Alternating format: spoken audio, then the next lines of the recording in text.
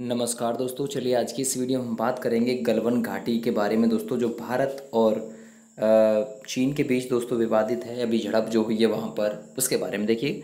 भारत चीन के बीच रिश्ते इस वक्त नाजुक दौर में हैं। दोनों देशों के बीच 1962 में एक बार जंग हो चुकी है, जिसमें चीन की जीत हुई और भारत की हार हुई थी। इसके बाद 1965 और 1975 में भी दोनों देशों के बीच हिंसक झड़प हुई है। इन तारीखों के बाद ये चौथा मौका है जब भारत चीन सीमा पर स्थिति इतनी तनावपूर्ण है।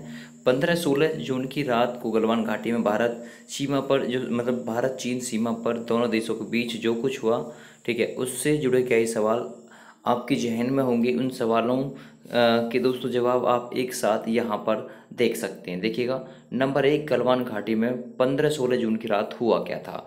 तो 15-16 जून को लद्दाख की घाटी में एलएसी पर हुई इस झड़प में भारतीय सेना के कर्नल समेत 20 सैनिकों की मौत हुई थी। भारत का दावा है कि चीनी सैनिकों का भी नुकसान हुआ, लेकिन इसके बारे में चीन की तरफ से कोई आधिकारिक बयान नहीं आया। चीन ने अपनी सेना को किसी भी तरह का कोई नुकसान होने की बात नहीं मानी।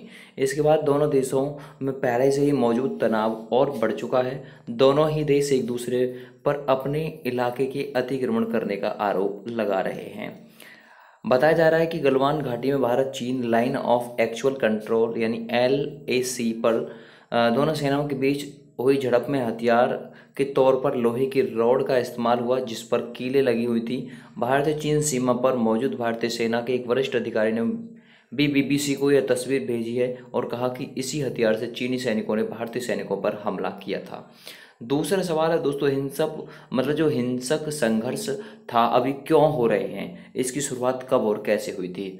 तो भारत चीन सीमा पर मौजूदा विवाद की शुरुआत अप्रैल के तीसरे हफ्ते में हुई थी, जब लद्दाख बॉर्डर यानी कि लाइन ऑफ एक्चुअल कंट्रोल पर चीन की तरफ सैनिक टुकड़ियों और भारी ट्रकों की संख्या में इजाफा दिखाई दिया था, ऐसा रक्षा विशेषज्ञ बताते हैं। तो दोस्तों इसके बाद क्या हुआ, इसके बाद कई महीने में सीमा पर चीनी सैनिकों की गतिविधियां रिपोर्ट की गईं। चीनी सैनिकों को लद्दाख में सीमा का निर्धारण करने वाली झील में भी गश्त करते देखे जाने की बात सामने आई। 7 2018-19 की सालाना रिपोर्ट में भारत के रक्षा मंत्रालय ने कहा कि सरकार ने भारत चीन सीमा पर 3212 किलोमीटर इलाका सड़क निर्माण के लिए चिन्हित किया है। इनमें से 3418 किलोमीटर सड़क बनाने का काम बॉर्डर रोड्स ऑर्गेनाइजेशन यानी कि BRO को दिया गया। इनमें से अधिकतर परियोजना पूरी हो चुकी हैं। भारत चीन विवाद जानकारों की राय है कि यही निर्माण कार्य दोनों देशों की विवाद की असली वजह है, लेकिन वो ये भी मानता है कि एक मात्र वजह यह नहीं है। जानकार दोस्तों भारत चीन सीमा विवाद को कई परिस्थितियों के मेल के तौर पर देख रहे हैं। भारत में जानकारों की राय मैं इसके लिए पिछले साल अगस्त में भारत सरकार द्वारा अनुच्छेद 370 का हटाना, भारत की विदेश नीति में पिछले दिनों हुए बदलाव, चीन की आंतरिक राजनीतिक और कोरोना के दौर में वैश्विक राजनीति में खुद को बनाए रखने की चीन के प्रयासों को जोड़कर दोस्तों देखा जा रहा है।